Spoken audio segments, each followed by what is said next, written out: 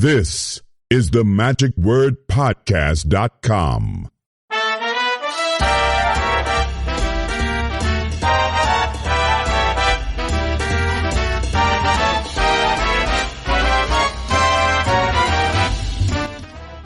We are here in the morning getting ready for the Sage Contest to begin, but we had a wonderful day yesterday. And I'm here with John Kaplan, who's another registrant like me for the convention, one of the many 1,700 people who are here. So how's it going so far? Good morning, first of all, John.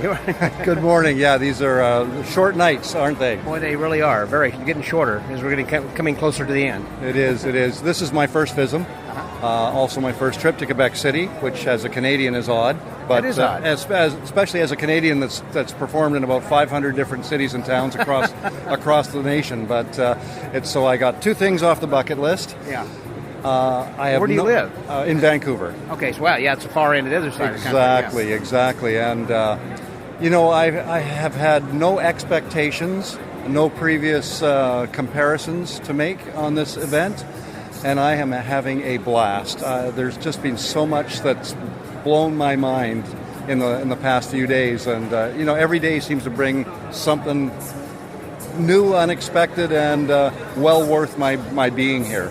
That's true, and I'm sure when you go home, they're going to say, "Oh, I remember this or that." There'll be so many ideas and things also that you'll think about as far as ideas for future presentations and your own magic and things that you will bring to the table, later that just kind of, this might work for me, or that kind of an idea or choreography or whatever. Exactly. And I was also fortunate to pop into the Jeff McBride Magic and Mystery School a couple of times. Tell me about that. I haven't talked to anyone about who's done that. Is that an extra event? Or No, it's just part of the thing.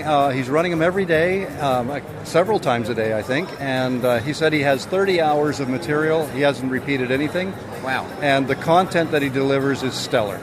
For stage and close-up, or you go in and say, hey, I'd like some help with this, or you watch, or you tell them? It's a little of everything. A bit of workshopping. He's got guest speakers that talk about things. Master Payne was talking about storytelling the other day. He did a nice little critique. One of the fellows, actually, Elliot Hunter, who competed here, did two pieces in one of the workshops, and then Tobias Beckwith, Jeff McBride, and Larry House, all gave a kind of a directorial critique of the act and notes and little subtle ways that things could be improved and that sort of thing. So do people kind of come in and out throughout the day, or are there scheduled events, or? He's on the schedule. I know that people do kind of move in and out, and we just happen to be passing by and say, "Oh, this is going, so let's pop in." And the content is really good. Wow, good to hear. Thank you very much for sharing on that. What about last evening's show? It was a big gala that was hosted by Alain Choquette and John Archer, and a lot of fun, a lot of banter back and forth. It was fun, and I thought those two were just a great team. They had great chemistry. They were the perfect hosts. I was thoroughly entertained last night. Yeah. Do you remember any particular acts that stood out to you? Oh boy. It's real early in the morning to be asking me that. Well, I don't remember their names, but there were, since I believe the Cirque du Soleil started here in Quebec, they had some Cirque types act. They had a couple of ladies doing a trapeze act that I've never seen before. They were amazing. That's right. They were excellent. I also very much enjoyed the dance duo, the ballet at the end. I know that's not everyone's cup of tea at a magic convention. I was at that 100%. They were doing ballet. She was getting on top of him, and he had his arms outstretched, and she was on her tiptoe, not toes, but one toe, first of all on his shoulder, and then on his head. I know. Amazing stuff. My eldest son was a professional modern ballet dancer with a couple of world-class companies. And so growing up, we, of course, took him to all the dance conventions and so on. I've seen a lot of dance. Yeah. And the one thing that I think about it is that the dancers make what they do appear to be so effortless. It's like an ice skater. Exactly, and to me, that's as magic as anything we do. Yeah, that's a very good point. And I like the way, again, we're talking about the banter between Alain and with John, and it was like they were saying, well, I'm better than you, and I'm better than you, and so they each went over and did different tricks one at a time. It was fun. Yeah, that was a funny premise, and they pulled it off great. Funny bit at the end with Michael Amar as the Pope, which I'm so glad that they threw that in because, hey, he's here. That's right. Take advantage of it. Yeah, I also very much enjoyed Eric Leclerc Yes. He was awesome. Very very very That was funny. when he said, when John was introduced him as Eric Leclerc, and he said, no, the C is silent, so it's Ari Leclerc. Yeah, very. I am unfused. Complicated, I think, was what his word. Complicated, yeah, that was funny stuff. No, excellent so far, and I expect everything else is going to be just as stellar. Yeah, I'm looking forward to it. Well, getting ready, I think, for the stage competition over here. John, as always, good to see you. Yeah, good to talk to you, Scott. Thank you. So, the Magic Word Podcast. That was John Kaplan from Vancouver in his first FISM. Not your last. Did you sign up for Italy? You thinking about going there? Very much thinking about going there. All right, it's going to be fun. I think you've already got like 800 people signed up. Nice. Again, from the showroom over here, that was John Kaplan. Scotty out.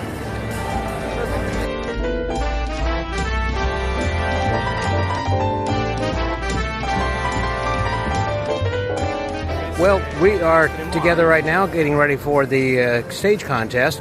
And speaking of contests and close-up contests, I'm here with Ed Ripley, one of the contestants, who is from America. And hello, Ed. How you doing, buddy? Hey, I'm always good. Well, I wanted to touch base with you because the competition is always tough and makes you nervous. You have competed so many times, won so many awards. You have a great act.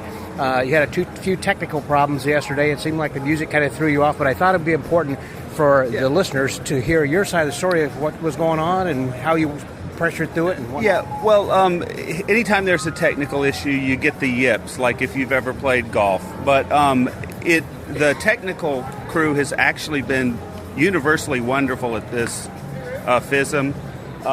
Being on the wrong side of a technical glitch is unfortunate, but it's not going to make my life any worse. I have a wonderful life. What do you mean make it any worse? I mean, better or worse because you have a wonderful life. Yeah. Good So attitude. it's not going to hurt me in my professional career, but it was a little upsetting, and it does throw off your timing. But that's kind of what happens anytime you risk yourself and put yourself on stage. I would tell anybody that wants to see where their magic can go to compete, because competing makes you crank up your magic one more notch to differentiate yourself from all the other performers.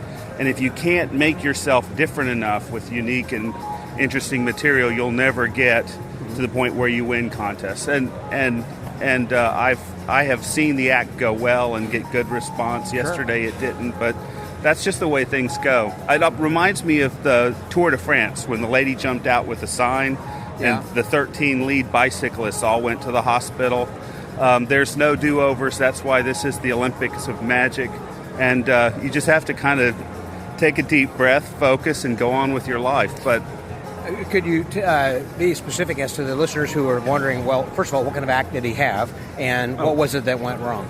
Yeah, so in tech, it went perfect. And I have a cups and balls routine with 3 scene changes, 3 costume changes, and 3 character changes. And the first one went well. The second one's a hip-hop act, and the music didn't come on as per the cue. I went behind to change the scenes, and I kept saying wrong music, wrong music, wrong music as they were playing my third song. It was a comedy of errors from there. And it throws your timing off. Yeah, it takes the wind out of your sails, I'll say that. But, I powered through. I finished the act. Not my best work, but it is what it is. What it is, that's right. Well, I think it's important, again, for people to know, just as you say, that whenever that you make a mistake, that doesn't discourage you from carrying on and doing the act and working on this and other material as well. Yeah. I'm still working on new things all the time. This act is actually as close to perfect right now as it can be. I have seen it do extremely well with good reception. What are some of the awards you won with this? So I won the Award of Merit from IBM. I won first place and People's Choice at SAM with this exact same act. I won the SAM Creativity Award, which is one of those rarely given awards. And then a bunch of just regional and small. Right. Smaller regional convention awards. Yeah, exactly. Yeah. Well, again, the real takeaway, I think, for listeners to as they're listening to this, is to know that anything that happens, sometimes you just need to, again, press on. It reminds me, one time I went to the U.S. Open. It was the British Open in Muirfield, Scotland, and it was 1972. And I remember seeing Lee Trevino hit a fairway shot, went about 20 yards. He just muffed it. He just kind of stopped, leaned on his club for a minute, kind of looked down, then he handed his club, like within 60 seconds. He handed it, with a few seconds actually. He gave it to his caddy, and then walked up, hit the next shot, got on the green, ended up with a par. He went on to win the British Open that year. The whole point being is that taught me something that I still carry to this day, and that is to not let failures define you, and also to use that as an experience to know that you can win, and you just press on and put that behind you, and you remember what you did wrong, but you forget about how that may have impacted that particular moment. So same thing with you. Exactly. And anybody that's thinking about competing, it does stretch your magic, and it's a wonderful way to learn, how to differentiate yourself from all the other magicians in your ring. There you go. Thank you very much, Ed. I appreciate your comments. Over the Magic Word Podcast. That was Ed Ripley. This is Scotty out.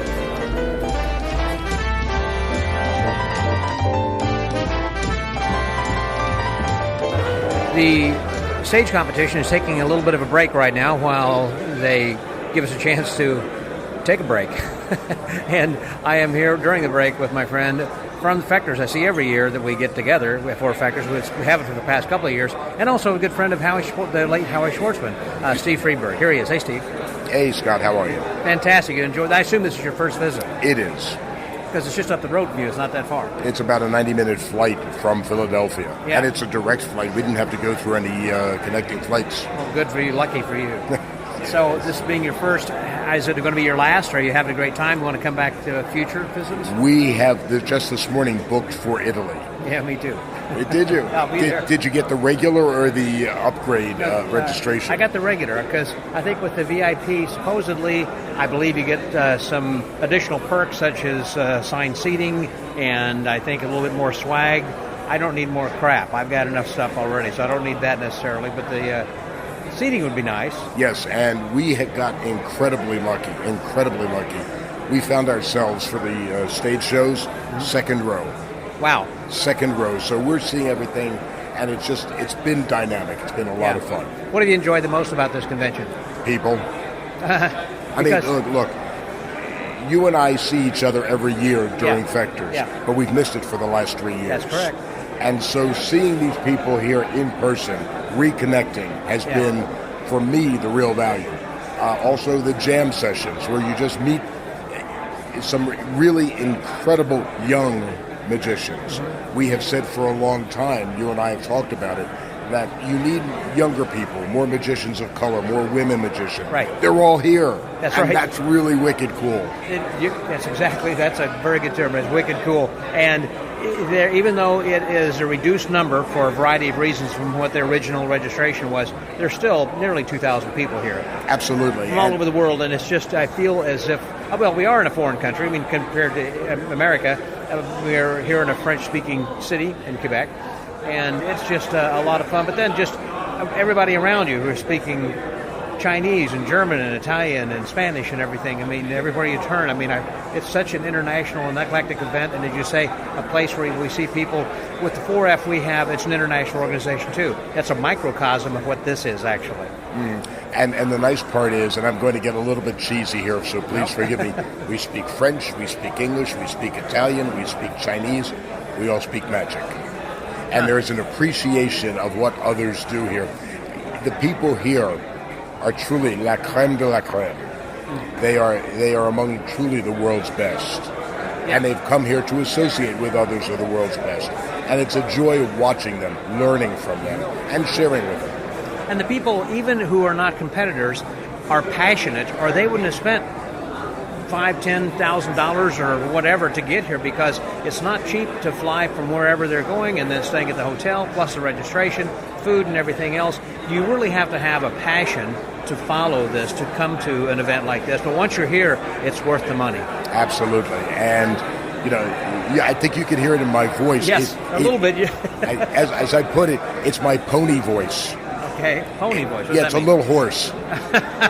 Yeah, so... Okay, you got me. Well, okay. But I'm staying up way later than I would ordinarily. Yeah. Because you're meeting these people, as I said. And I'm seeing guys do coin work that's absolutely amazing. Card work. Yeah. Mentalism, rubber bands, the whole shooting match. Yeah. And again, you're meeting up with people that you haven't seen in 3 years, people you've always wanted to meet, but for whatever reason did not. Right.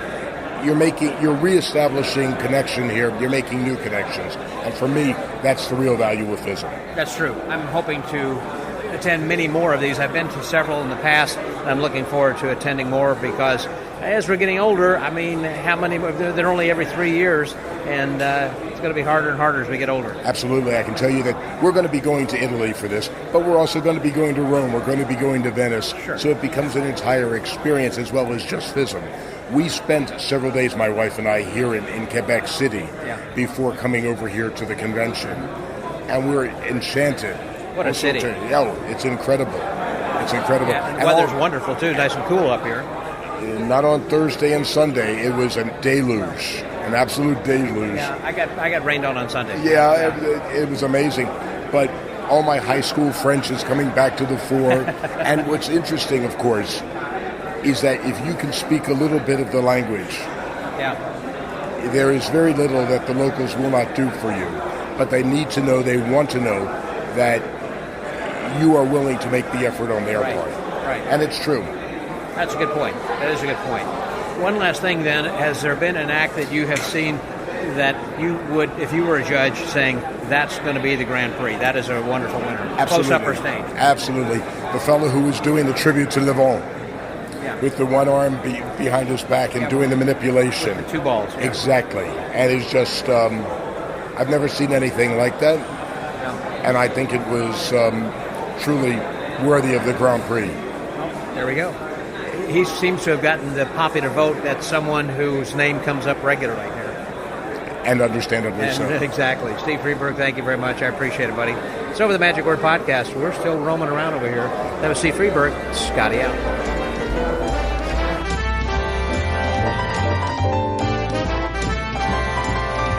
We've just completed the morning stage competition, which was, this is day 5, and we have one more day of stage competitions tomorrow. And last night we had a wonderful show, and we had talked about that a little bit earlier with another one of the registrants, but right now I am with one of the MCs, Mr. John Archer. How you doing, buddy? I'm good, Scott. Good to see you again. I've been enjoying listening to your podcast. I was drive around the country gigging again, so I think I just listened to the Mike Caveney one driving down to the airport before I flew here. Yeah. I hope you enjoyed that. That was a lot of fun. I did. I was talking with him, and he said that Stan Allen, who's been his buddy forever, said Stan called him and said, "I've learned some things I didn't even know about you." Yeah. I learned he's quite a nice guy. That took me by surprise.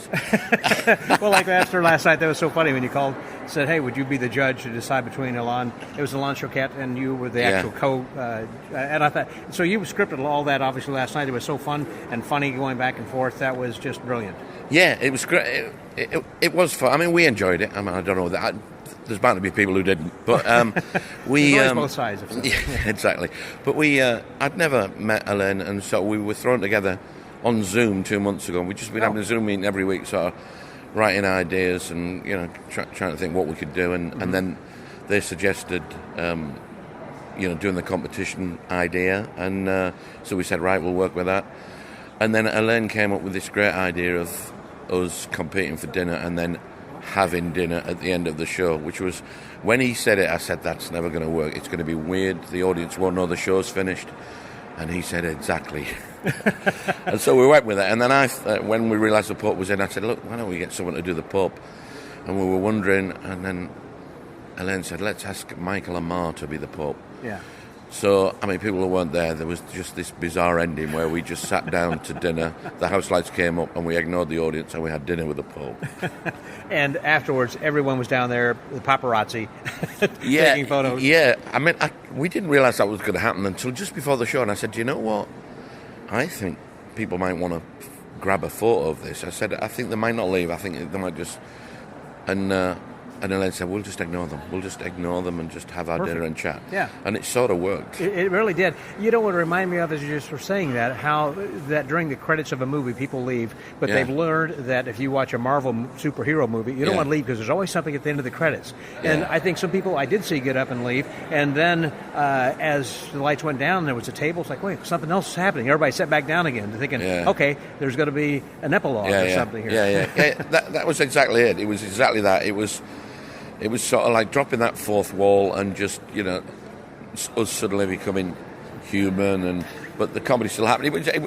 And then having Mike Caveney and Rob Zabrecki come in. Zabrecki and Mike Caveney being the judges, and you're pouring wine all over the table, and it was fun. It was, I loved it. It's certainly a memory I'll have forever. We were here for a competition, and the fact that you and Alon were actually competing against each other, saying, well, I've got all these trophies, and he had third place swimming trophy or something. He had one, for swimming.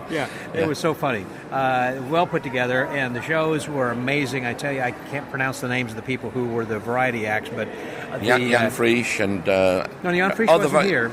Not Jan Frisch. Sorry, Eric Leclerc and Jared Kopf. But you mean I'm talking about the circus acts? Act.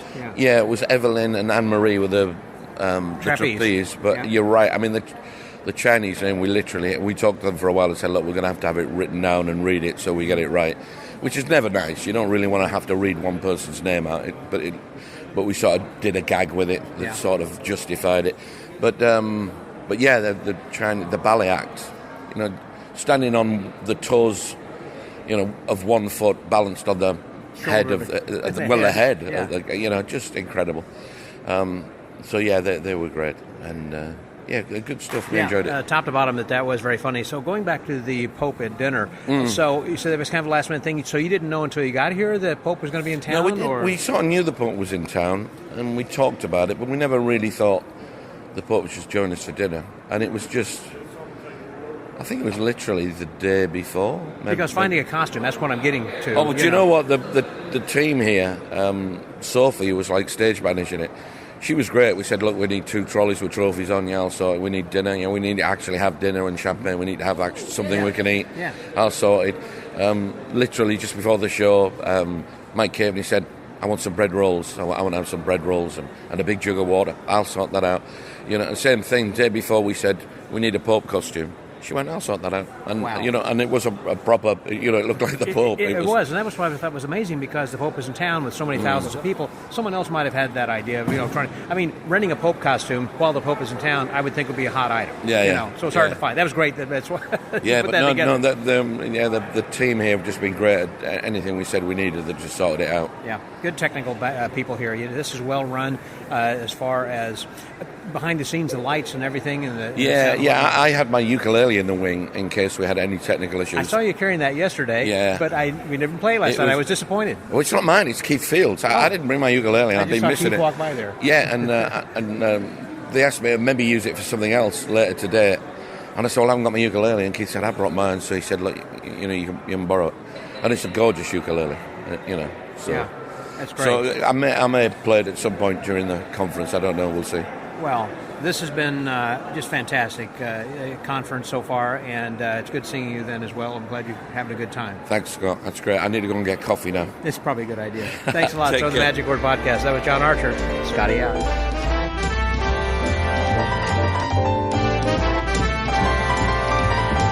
Well, we just completed the stage contest, which there's only one more day to go, and we had a really, really great competition this morning. And I've got Marc DeSouza here as well, as usual, doing color. Good morning. Good morning, Scotty. How are you? Fantastic, sir. So let's get started, because, boy, there are a lot to cover over here. First was Hunker from Spain, Stage Illusion. Junque. Yeah. Thank you. Illusionist from Spain. Junque has competed in several FISMs. This is a pretty good routine. He had a vivisection illusion. Pretty good routine. This was amazing. We're talking FISM here, though. That's true. Yeah, he did this vivisection illusion, which was almost like visible sawing in half with no covering, where just there was a laser that cut him, and then the top half just started rising up, and a woman walked behind and came through. Right. No mirrors. It was pretty cool. But the stage dressing was really cool to begin with. It looked like a giant saw, circular buzz saw, like about it was 10 feet the circular.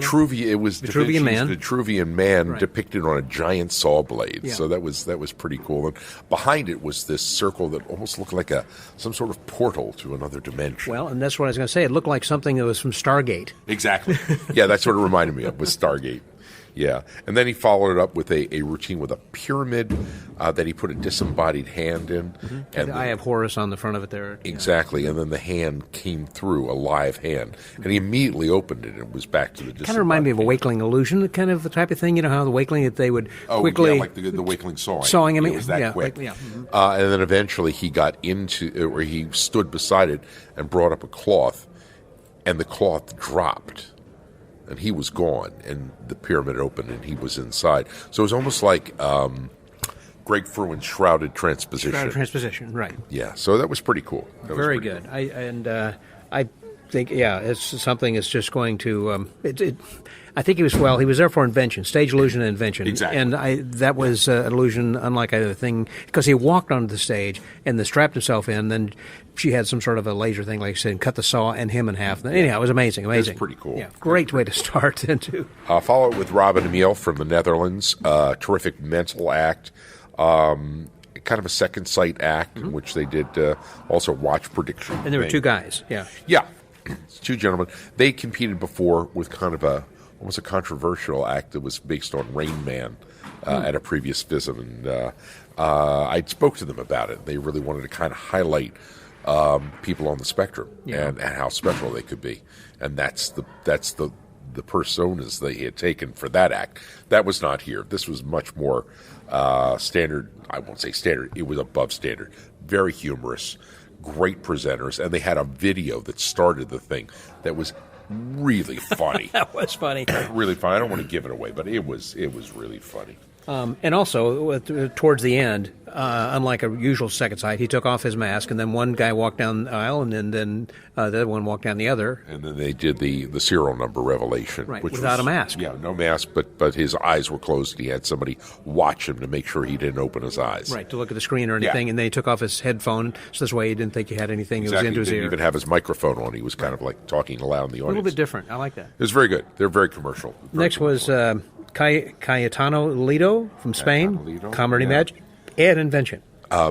This was an unusual act. This was another one of those FISM moments. It was a soundtrack, and it was a guy trying to quit smoking. Oh, that's right.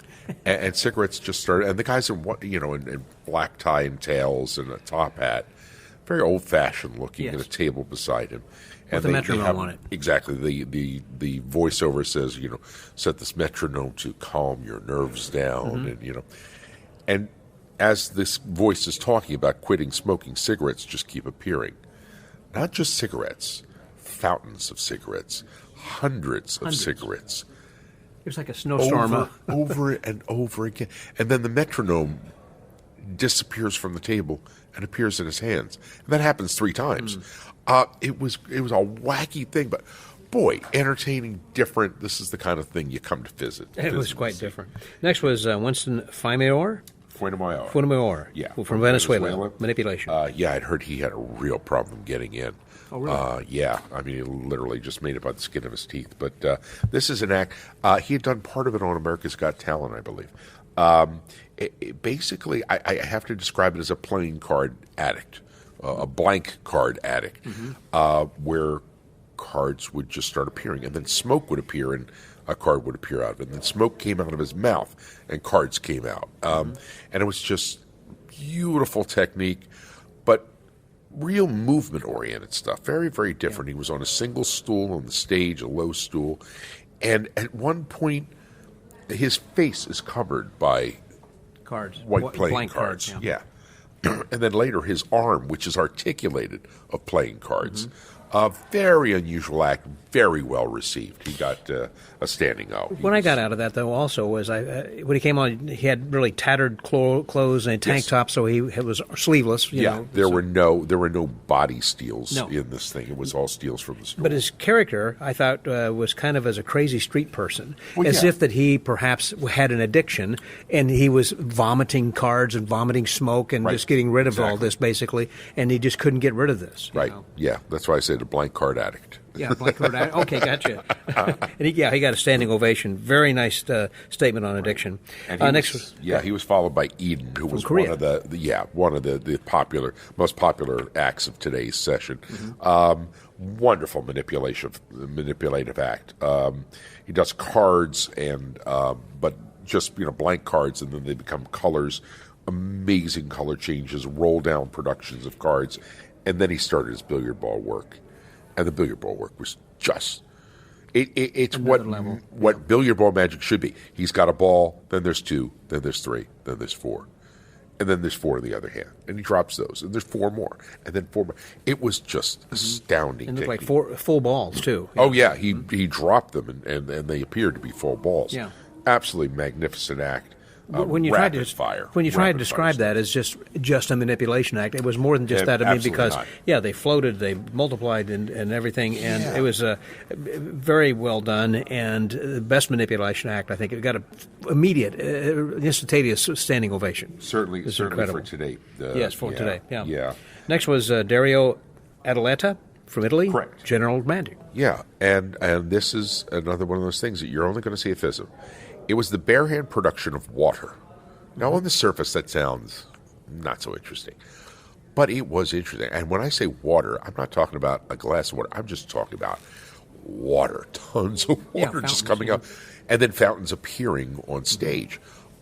Really unusual. At one point, a fountain comes up, and he takes it, and it becomes solid. And he does a dancing cane with it.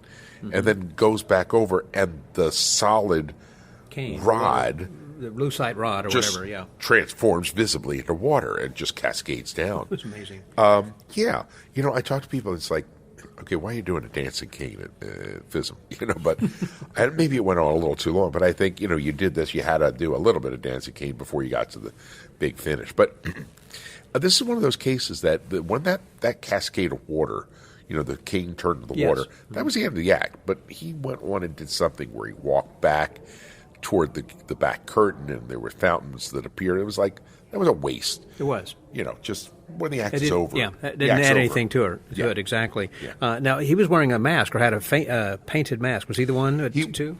That was the guy with the painted face. Kind of reminded me of the Joker a little bit. Mm-hmm. Yeah. Mm-hmm. Kind of a... It wasn't a white-faced mime. It was more of a Joker-esque. And when he's doing all these water productions, he's working in bare arms and literally a bare midriff. I mean, there's nothing.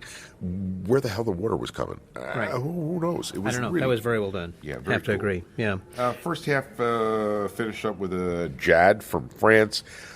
So-so manipulation act. I mean, it was he had a video display thing, and he interacted with the display, producing. It was mostly productions of cards, but with a watch. Well, not just cards. I mean, it was like with money. I mean, he was supposedly a banker, or an investment banker. I think he was a stockbroker. I think that's what And the stocks had gone down. He lost all his money, and then he gained it back, and he had Bitcoin and all the rest of that. Yeah. But it's like, there's something there. But. Something there, but you don't care about the personality. I mean, as opposed to many of the other competitors, I didn't do that. Yeah, he was producing ATM cards and things like that, but used the video screen and as a coin ladder, which I think was kind of cool. Yeah, but nothing real special. No, well, okay, I tend to agree with that. At the end there was a shower of money, and then the video screen vanished. Exactly. Next was Anna and Luca from Austria. Anka and Luca from Mental Magic. Right, very nice metal act, again, psych and sight type of act, but with a theme, aroma, character, gypsy, if you will. And lovely stage props, bringing 3 people up. It was, I think, from a method point of view, it was a really well-constructed routine. The methodology of what they did and the effect of what they did were far beyond what you saw on the surface. Yeah, and built well. Yeah, and I think they were to be applauded for that. I think it was just really nicely done. And at the end, they had wishes that got burned in a bowl. It kind of reminded me of something maybe that Alexander the Great might. I mean, Alexander the Great might have done. Okay. Yeah. So they were followed by Marie Helene. Well, looking at the picture, I knew who it was. It was Hughes Protat from France in drag. Hughes has done a number of terrific acts over the years. Most recently, though, he acquired Pierre Brama's act, who was the great Grand Prix winner with the jewelry act. And I've seen video of Hughes doing it, and he does it incredibly well. And during this act, he displayed a little bit of the coin juggling that came out of the out of the Brama act. But basically, it did show some manipulative skills aside from just comedy. Exactly. But this was a comedy act, with the exception of that. He comes out as kind of a prim and proper matron, and stuff just keeps going wrong. The microphone, keeps going down, and then he's sick of that. He subs out. The microphone now wobbles all over the place, and another microphone goes shooting in the air. I mean, it was just great visual humor. There were two chairs that just keep falling down. He brings it back up, and the other one falls down, and he's got some bits where he's holding it down. He's supposed to be talking about Robert Houdin. There's an easel with a picture of Robert Houdin, and then all of a sudden, everything starts moving. The table starts tipping over, dumping the props on the floor. He brings them back off. Now the table moves away from him. Now the easel starts turning around. It was just crazy comedy throughout the whole thing. Remind me of Benny Hill act. And he used the Benny Hill music at the end of the act, so that was kind of the culmination. He had... difficult to describe. It's basically, it appeared to be almost like the pom-pom sticks, but done with his breasts. That's a good way of putting it. Very, very funny. It was very, very, not your typical type of humor, probably a little non-PC, but awfully good entertainment.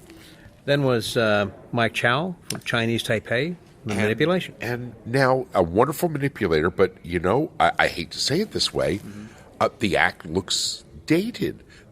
Mike Chow was one of the guys that came along pretty much around the same time as Yu Ho Jin, and the same type of manipulation.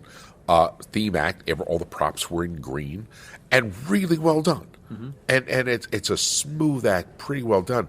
But with all the other stuff that we've seen, the development since then, it kind of stuck in time. Yeah, it looked a little dated, but extremely well done, well received, very smooth.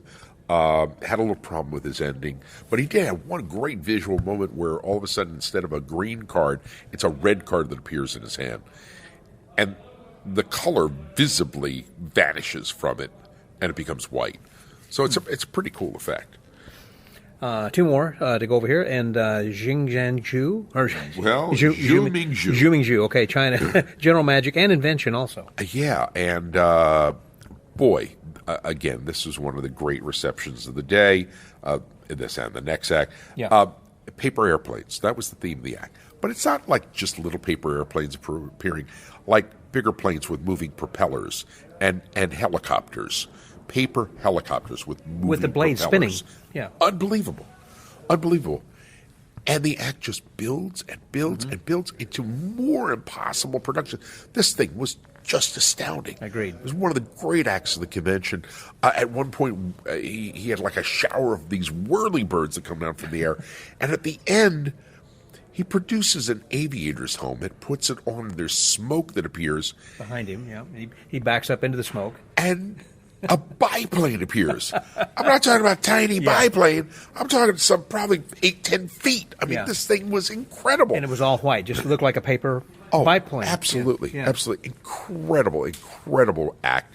And I think it's got a place. It was just incredible. Very, for Invention, at least. That was extremely good. Yeah. And the act was finished with, the show was today's... Jung Woo Park? Yeah, Jung Woo Park, who I've seen before. And boy, great energy, great performer. And he just, the audience just loved him. It's a very, very simple stage set, but just comes out and does great manipulations with great energy. The thing about this act, though, is the timing. I call him the syncopated sorcerer. His timing, the way he hit the beats of the music with his productions and changes and everything. absolutely astounding. It was great stuff. I commented to somebody. I said, there were some moments where you saw him kind of reach into his jacket and pull stuff out, and you just didn't care. Right. It was just so great all around that it was, just great reception. The audience loved him. And those last two acts just got, again, spontaneous standing ovation. Absolutely. It was a great way to end today's competition, which was day 4. One more day to go. One more day of the stage competition, and I believe this afternoon is the last of the close-up, and then we'll be having the winners announced tomorrow evening. Correct. There'll be the winners gala and then the awards presentation after that. As always, Mark, thanks very much. My pleasure, Scotty. Good way of summing it up. So for the Magic Word Podcast, that was Marc DeSouza. Scotty out.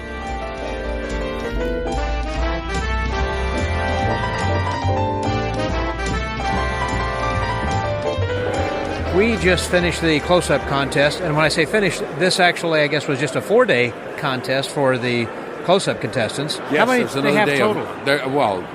There were 16 today, so I don't know what the total count was from all the days. Because I know they have 109 contestants, and I don't know if that's in total or if that's with the. I think it is in total. Must be in total. Yeah, I don't know how much are split between the two. There's another stage competition tomorrow. Yeah, but. We are going to be. I'm with Peter Samelson, by the way, so that voice you recognize. Yes, you are. I think I'm still here. Yeah. So we're going to cover the close-up because during the close-up contest that Mark was doing his lecture, and so we're going to get started over here. Begin with Shudo Gala from the U.S. in the parlor category. Peter? Just an absolutely beautiful routine with a spoon and a small cup.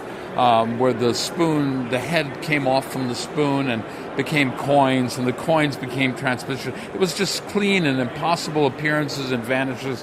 Boy, and he ends up with a cup full, which we thought were coins, then transform into a cup full of spoons. And when I say cup, I don't mean like a ceramic cup. It's a small metal like a utensil that you see in the kitchen or something. Exactly. Yeah, so just an absolutely beautiful routine. Just gorgeous. And he also got a full standing ovation. That was the first one out of the chute, and he was with a standing ovation. Oh my gosh. Yeah. Everybody loved him. Yeah, it was just clean and delightful and just very magical throughout. Just great.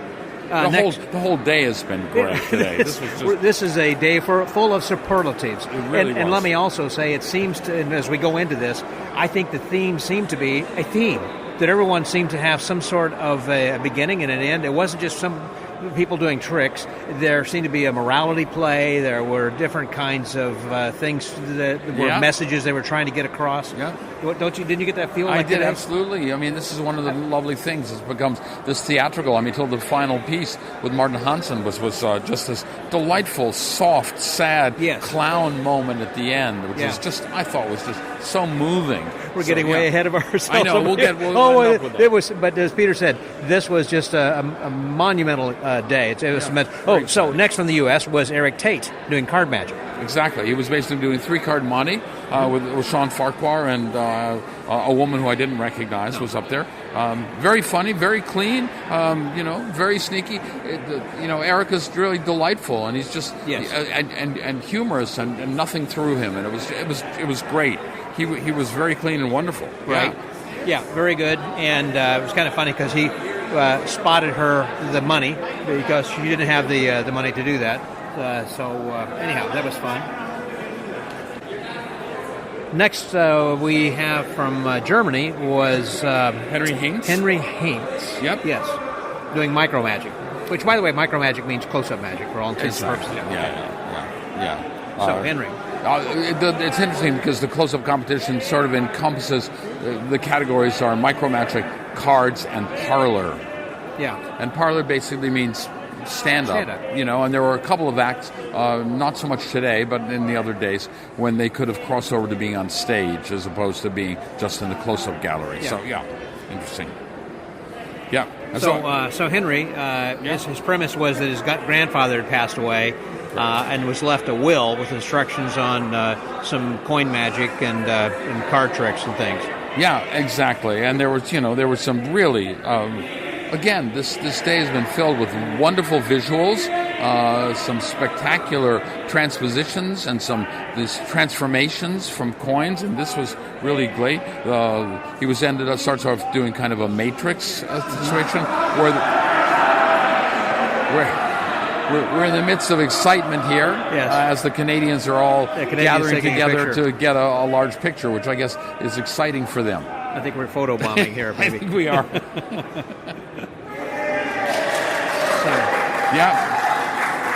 So at the end, he apparently had received money from his grandfather because they did a coin explosion there at the end. I mean, they started off with the Matrix, and then a little at a time. And the light bulb then yes. became this explosion of coins as well. So it was, again, one of those things in which there was a themed presentation.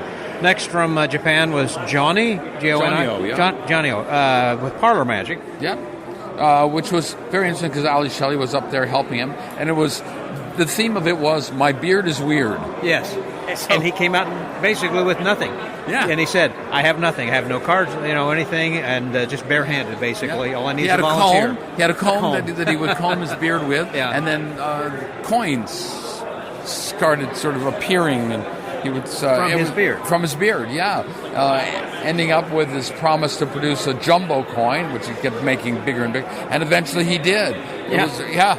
It was quite large. The coins got progressively larger. Yeah, very strange with this idea of plucking hairs from his chin and then those becoming coins. Yeah. It was as he said, my beard is weird. And he got partial standing ovation at the end of his. Yes, indeed. It was very clean and very unusual. So, yeah.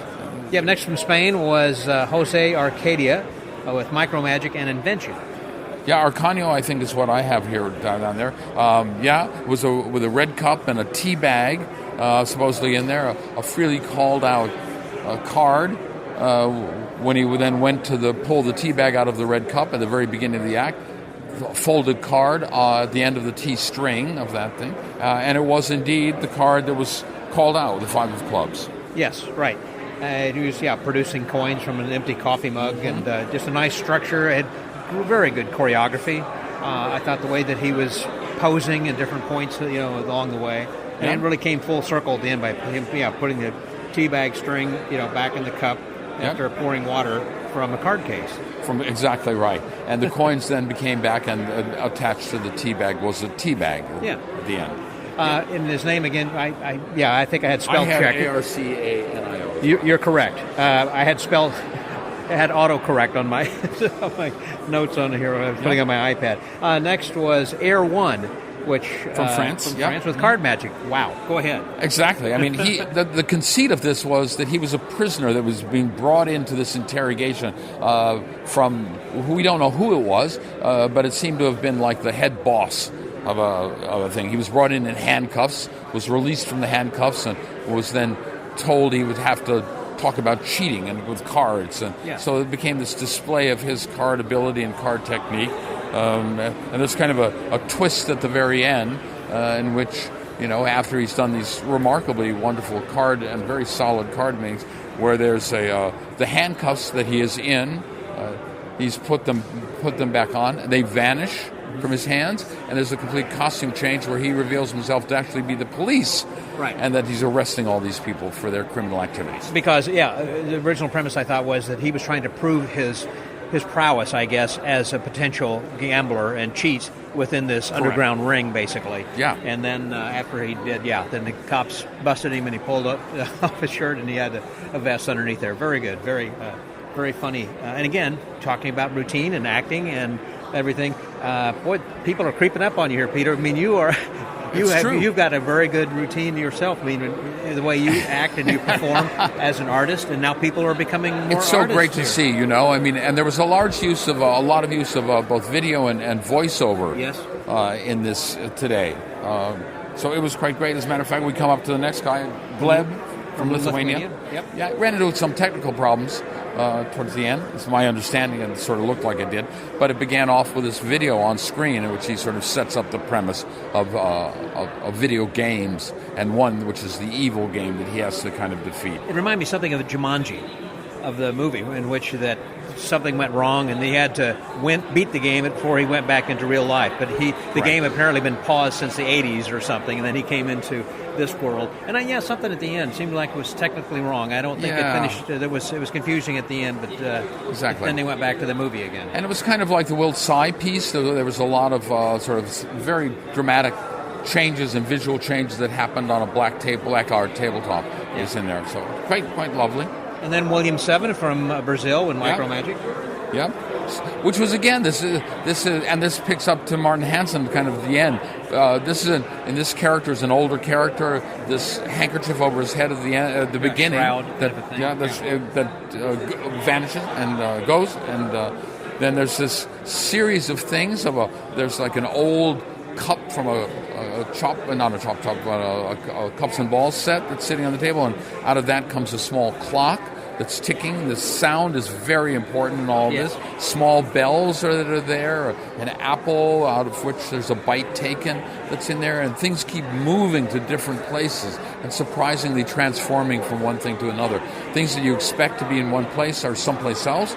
Things that are there were a lot of moments throughout the day in which there were very delightful and clear, strong visual magic, in which things appeared or disappeared in a way that was very surprising.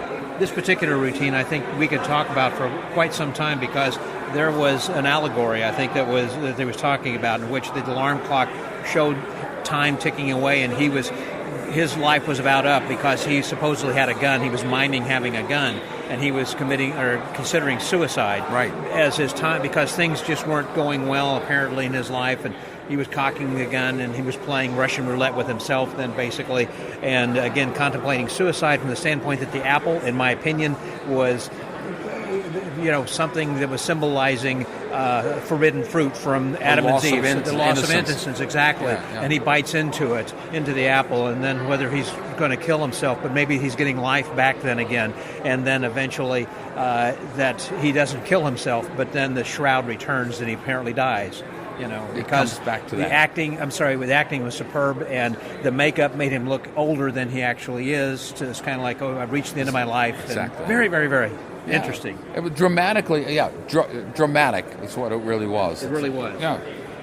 Then next from Korea, Kamundo. That's what I have. Yeah. Yep. They did card magic. Yeah, and very fun, energetic. Yep. There was this returning theme of an arrow, a blue arrow that sort of appeared on a card and you expected a card to appear and that he turned over, but instead that was an arrow that was pointing to a location at which the card that you were expecting was now living. So it could have been in a card box, or it could have been in his pocket, and there's all these transpositions and changes that happen in this. Really, quite again, lovely. And had like 20 decks. I was counting them. 20 decks of cards. They were just came out of his pocket. Right. Just the boxes, card boxes. Exactly. Came out of his coat pocket that was there. And Shelley was up helping again, and she shuffled up the deck, and then chose a suit, and then the surprising. He started producing all the cards in order from that suit. So, and surprising locations again, and a return to that blue arrow at the end. And had a few people standing for the ovation for him as well. Yes. Next from Germany was Alfonso Ricciardo. I think that's okay. Close enough. Yeah, exactly. Sorry, I apologize, then, Alfonso. With Micro Magic. Yeah, and so the idea is it's sort of based around coffee. So there's a Bialetti mocha pot. The very classic European espresso maker with a bottom base and a cup that holds the coffee. That the base is supposed to hold the water, and then the top is where it ends up in. It's pressure through. And he shows it empty and assembles it, and it sits on the table. There's also a small shaker for sugar like you'd find in a diner. Mm-hmm. It's in there. And remarkably, the sugar becomes coins, and then the coins are signed, and then they make these transpositions that happen. The coins are vanish and become sugar again. That happens sort of this. The signed coin appears in this pile of sugar that had been untouched for the entire time, and culminates with this very surprising fact that this coffee pot that had been sitting on the table apparently the entire time. Empty. Exactly. Right. It was shown empty. Was now filled with hot coffee. Yeah. Which he poured out in the cups, and they both enjoyed that. Exactly. To cut to black. Yeah. Yeah. Very nice. Next, then, was, let's see who we have. Gabriel Gascon from Chile, with Parlor Magic. Right. Interestingly enough, this is he was performing an effect that he's marketed. Oh, is that right? Yeah. Okay, I wondered. Out there. Yeah, exactly. But it seems to be his, So the idea of sponges that seemed to, in one hand, he shows a red sponge completely, and it transforms into a green sponge. And there are these colors. It's all spoken, and there's this poetic. Again, this comes back to this finding this way, but not philosophical that has no visual element. This is very strongly visual element, and with a lot of very surprising and strong magic. At the beginning, I'm going, sponge balls, and yet the changes and the divides. Single ball that becomes 3. This one red ball becomes now 3 orange balls. Changes colors and multiplies, and very clearly 3 balls, 2 in the pocket and 1 in the hand. But there really is only 1 in the hand, and then there are 3 in the hand. It was straightforward. It wasn't confusing. Also, even though that it may sound that way as we were describing it, but there were a lot of effects happening at that. Yeah, my note here is deceptively simple, and simply deceptive. So it was really great. I loved it. Next from Italy was Francesco Fontanelli doing card magic. Yeah, and again, this is this idea of, we get back to this family tradition of this. So it's the story of the father and the son, and what the father has left and given to the son, and the stories of of magic that happens in there. And had the music also that was sensitive and kind of provide some background to it as well. Yeah, and he ties it into Vernon and his son Derek that happens in there, and there's a storybook that we see that has these elements that happen in this. And he talks about the story of Triumph, and so does a couple of versions of Triumph in this piece, with Ali being there and with making selections that happen in this. She's made a card that's signed, and it has these appearances and vanishes. It seemed to be straight-ahead card magic, sort of, to the end, with some of the things like the pen coming out of the book and the deck. Right. It was kind of like a Henry Evans thing with, remember he had this moment that was on there with the folded brochure of the cards, and he shakes it and the deck of cards appears from this. Right. So this same idea from the book. The cards appear and they become used, and then the pen goes back into the book and the deck of cards goes back into the book. But then the kicker was at the very end. We thought it was over, and yet then he says, but the story is not just about my history with my father, it's about today. These are memories that are here today. And he turns to the last page of the book, and he says, because today, and there's a little Post-it note with today's date on it, he said, today is about a card, and there's a card sort of stuck under the Post-it note. He said, and the card was about today, and that was not just any card, that was your card. The signed card now is in the book. And the final kicker, Scott, was... He said, but also there's in this book a photograph. Yeah. And it was a photograph of the two of them that had just been taken clearly at the moments ago, earlier in the day. And that was sitting there in the book that he then took and gave to her. It came full circle. It really story. did. And again, the kicker ending of this that was very both surprising and delightful. From Japan, we next had Roy and Nakamura Runai. Yeah, my thinking about this was it felt as much almost like a skit. Yeah, it's true. They're side by side, two guys. Yeah. Two guys side by side. And there was sort of an improvisational quality to it, and yet it felt a little unfinished to me, honestly, on this. But it was filled with a lot of invention and delight that happened in there. But things were transposing back and forth between their mats. Yeah, the basic idea is that one guy's sort of supposedly the better magician, and the one guy's kid is sort of trying to learn the matrix. And yet these things keep happening. The coins appear in different places, and then all of a sudden they're in one place and not the other. And now what you thought was a coin were instead the awards, the little pins that the other guy had on his coat. The sunglasses appeared in one place, and suddenly the cards became bigger and smaller. The coins became bigger and smaller. It just sort of became, again, an explosion at the end. So, it was fun. A lot of fun. It was a very comical interplay. Yeah. Next from Argentina was Magic Carol and Dr. Bona doing card magic. Yeah, now these are students of Henry Evans. So I heard this. Exactly, and they are pretty impressive. Yeah. Wow. Man and a woman did a great job. Yep. And Sean was up there, and Ali was up there. Sean Farquhar and Ali Shali again. So and they were using borrowed decks from Sean that Sean had provided, one red, one blue, and Sean and Ali both shuffled the decks completely, and then there was it became. A whole series of remarkable bits of magic, including that, right? So, were randomly named cards were in two decks, and they were found in different ways, and then they actually put the two decks together for a total of 104 cards, and then shuffle those together, and then they separated them back into red and blue. We're in a blink of an eye, yes. Literally. Yeah. So so nice that was applause. remarkable. Yeah. And it ends with this, the separation of the dealing, and then the sort of the mixed packets at the end. An amazing display of sort of on the sort of improvisational thinking of the time, because you're working out of a shuffled deck, and you have to produce the called for numbers out of those decks. It was really, delightful display. So now we're down to the final two, and from the U.S. we had Simon Carnell. Yeah. And he was for Micromagic and Invention. Yes, exactly. We could go on for quite a while about this, but we could.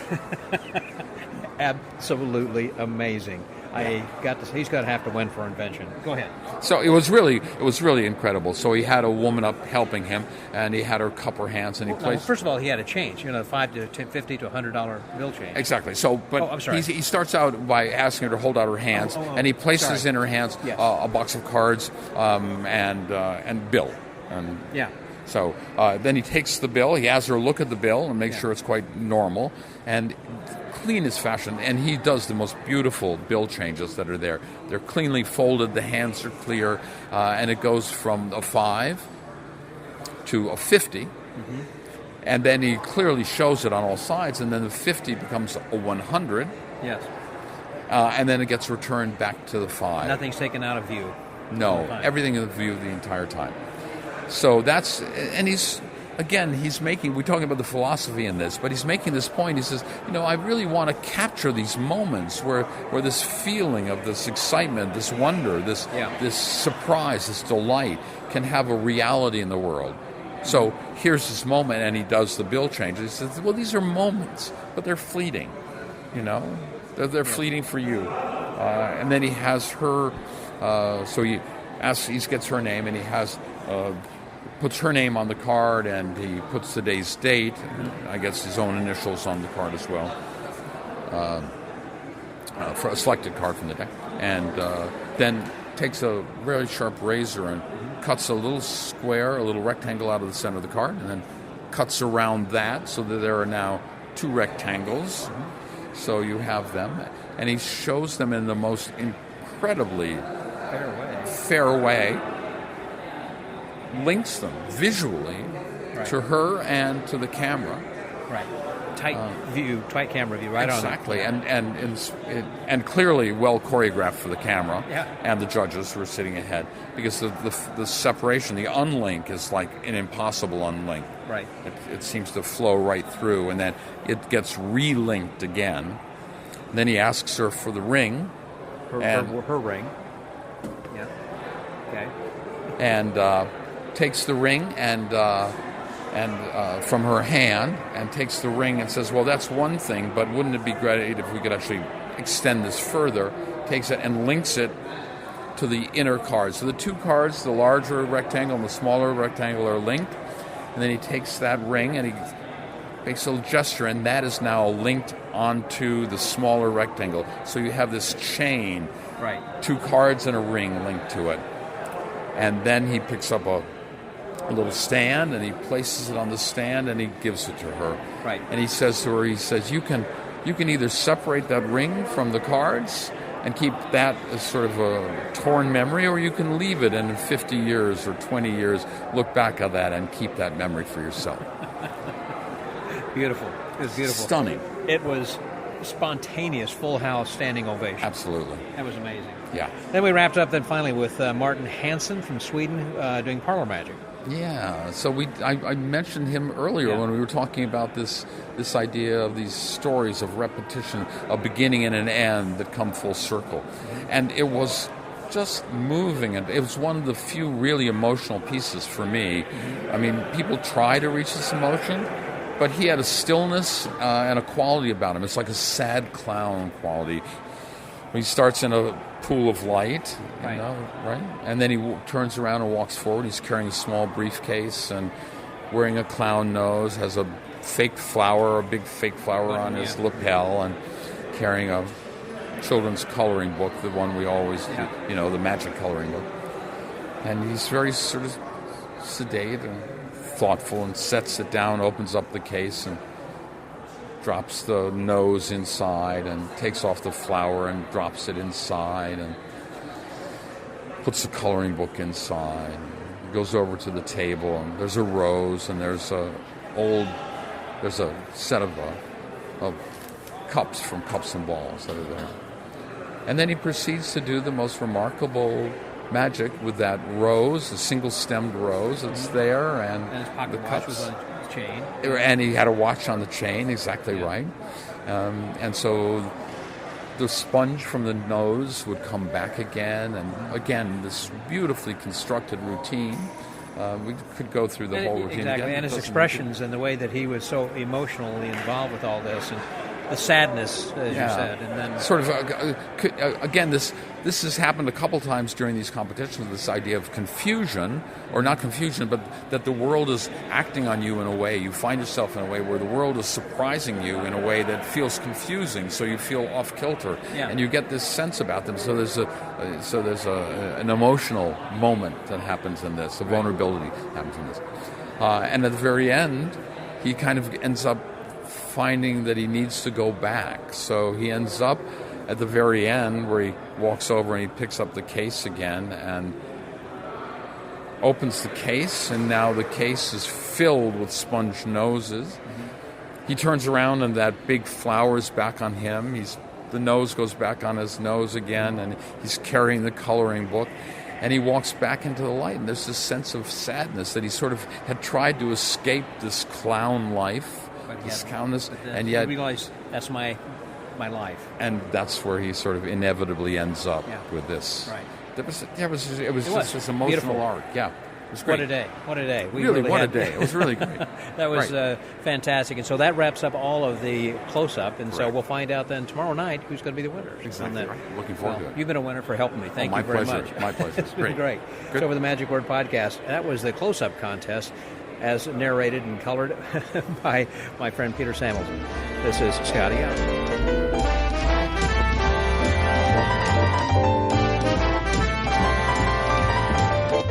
Well, we just finished the evening show, which was Gala Gala Hey, I think, with the Zabrecki, and it was just a lot of fun. And it seemed like it was unscripted, but it was very tightly scripted, I think, actually. But I'm here with Benjamin Barnes right now. Hey, Ben.